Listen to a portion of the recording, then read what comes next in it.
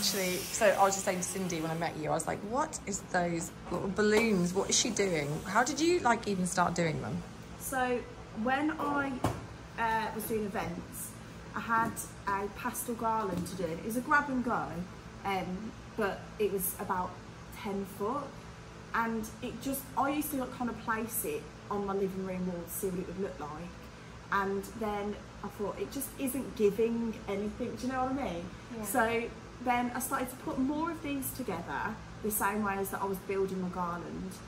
And then I just ended up doing really long ones and shaping them round. I didn't shape them how I shape them now, but I shaped them kind of like round like the garland. Yeah, and I was like, oh, I love this.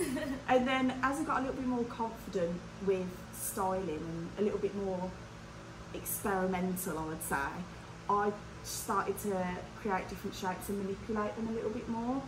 And yeah, that's where the love of these came in, but they are the bane of my life and the love of my life at the same time. Thank you for creating the most laborious and time-intensive style ever, Catherine. My pleasure, you guys.